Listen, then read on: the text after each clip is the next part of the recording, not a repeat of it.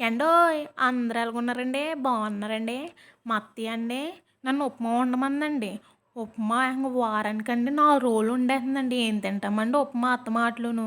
అందుకని అటుకులు కనిపించినాయండి. అటుకులతో ఏదైనా వెరైటీ డిష్ ఏమన్నా ట్రై చేద్దామనండి వెంటనే పల్లీలు ఏపేసానండి.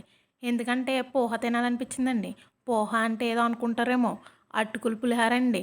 అందుకనండి ఏపేసానండి. పల్లీలు ఏపాక ఆవాలేసానండి. ఆవాలు చిటపటలాడాక జీలకర్ర ఏసానండి కుతంతా. జీలకర్ర చిటపటలాడినప్పుడండి మిగతాయి ఉంటాయి కదండీ! ఆటిల కోసం వెతుక్కుంటుంటే కనిపించినాయండి ఉల్లిపాయ ముక్కలు అయన్నీని.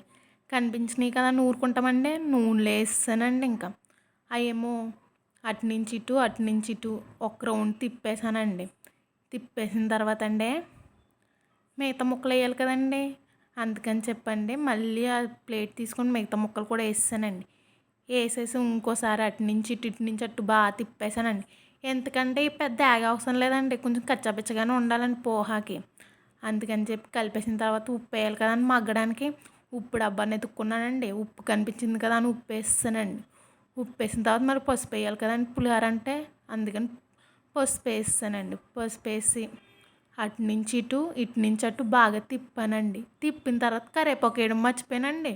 అందుకని 2 రబ్బలు కరివేపాకు అట్టుకొచ్చండి వేసేసి మళ్ళీ అటు నుంచి ఇటు, అటు నుంచి ఇటు బాగా తిప్పేసండి మూత పెట్టాలి కదండి. బంగాళదుంపలు మగ్గాలంటే మూత కోసం వెతుక్కుంటుంటే మూత కనిపించిందండి.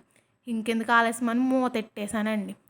ఎట్టేసాకండి అటుకులు మనం కడిగి పెట్టుకున్న అటుకులు వేసండి పైనుంచి కిందకి, కింద నుంచి పైకి బాగా కలిపేయాలండి. కలిపేసాక పసుపు కలర్లోకి వచ్చేద్దండి పులిహోర. అప్పుడు ఒకసారి మూకుని కూడా ఎగరేసేసి పైన నిమ్మకాయ చెక్క పిండుకోవాలండి. ఇంకెందుకు లేట్ అని చెప్పి నిమ్మకాయ తీసుకొని పర్ర పిసికేసానండి వాటి మీద. అవ్వగానే వేయించిన పల్లీలు ఉంటాయి కదండి అవి వేసి మళ్ళీ పైనుంచి కిందకి, కింద నుంచి బాగా కలిపేసానండి. కలిపేసిన తర్వాత ఇంకేముందని పోహ రెడీ. అందరికి వేడివేడిగా సర్వ్ చేసేసానండి. చేసిన తర్వాత ఎవరైనా మీలో మొదటిసారి కనుక మా ఛానల్ చూస్తున్నట్టయితే సబ్స్క్రైబ్ చేసుకోండి. అందరికీ సపోర్ట్ చేసిన విధంగానే మా ఛానల్